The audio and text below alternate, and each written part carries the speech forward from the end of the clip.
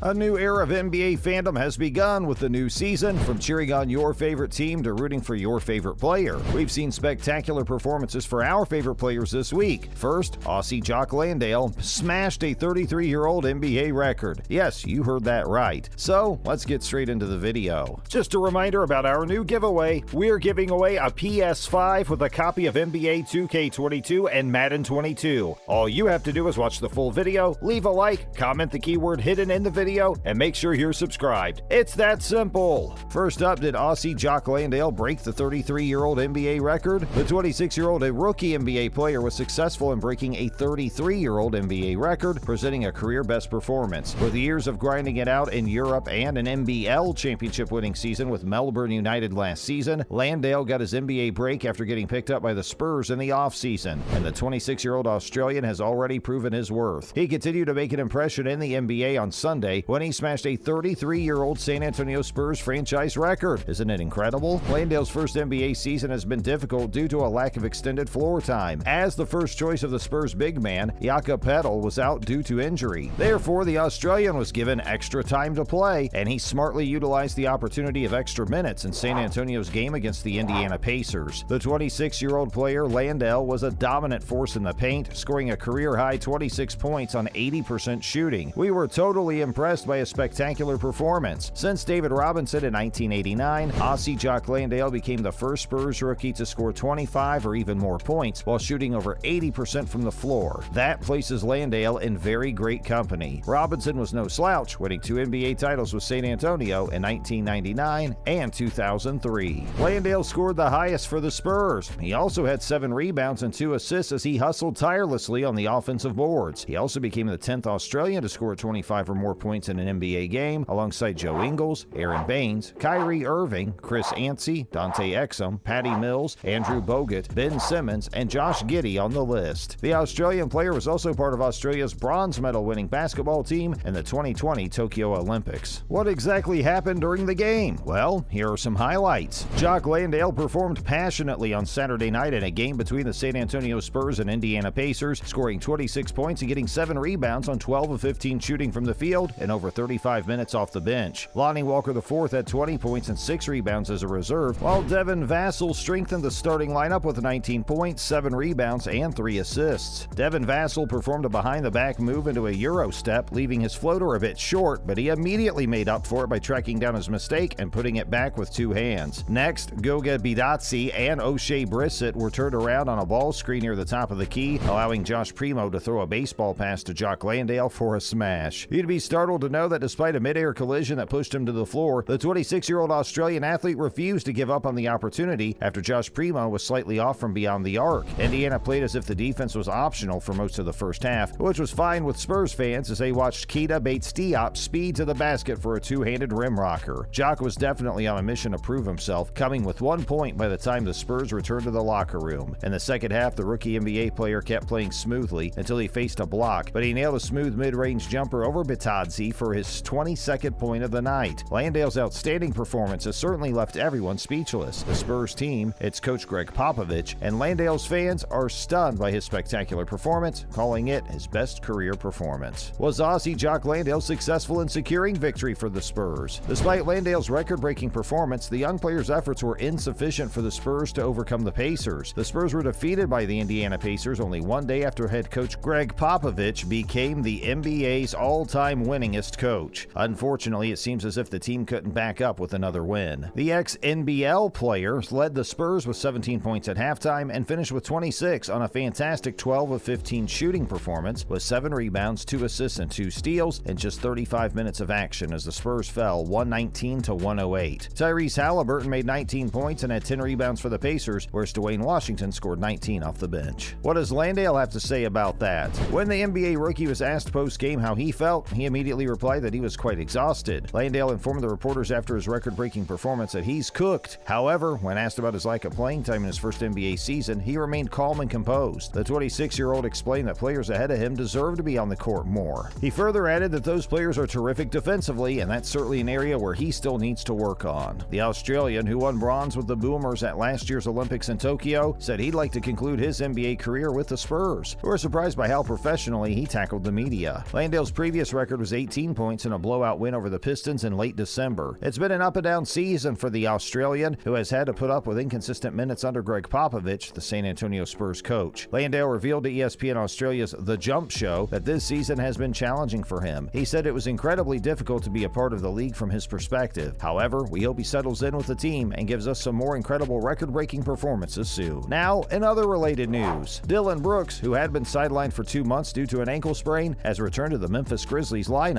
Memphis's incredible season has been without a primary character for more than 2 months, but we're so excited to announce that Dillon Brooks has finally played for the Grizzlies for the very first time since January 8th on Sunday in Memphis's 125-118 win over Oklahoma City. He scored 15 points in roughly 26 minutes of action. The Canadian basketball player had missed 27 straight games due to a left ankle strain and has appeared in only 21 of the team's 68 games this season. The 26-year-old player has proved to be a valuable trade for the team, but the injury in his left ankle disabled him to show his outstanding skills in the upcoming games. But he's back now. Brooks, a former second-round pick who was traded to Memphis in 2017, is averaging career highs in points with 18.4, rebounds with 3.3, assists 2.7, steals 1.3, and field goal percentage at 42.6% this season, becoming a fan favorite of Memphis. But on the contrary, the Grizzlies barely missed a beat without Brooks, just as they did during Ja Morant's 12-game absence earlier this season. The Grizzlies are trying to improve on last year's first-round playoff loss to the Utah Jazz, their very first postseason appearance since 2017, and we're ecstatic to see them. Next, Garnett displays pure emotion as the Celtics retire his number 5. With plenty of curses, a wild scream, and a few tears, Kevin Garnett helped lift his number 5 to the TD Garden rafters on Saturday, along with the 2008 NBA championship banner he earned after coming to Boston. Garnett became the 24th individual in franchise history to have his number retired on a day that featured live and video tributes from ex-teammates, previous Celtics greats, other NBA A-listers, and even artist Kenny G. Neither of the prior winners had exactly the same balance of passion, diligence, and wit that Garnett had when he joined Paul Pierce and Ray Allen for the new Big Three that concluded the franchise's greatest title drought.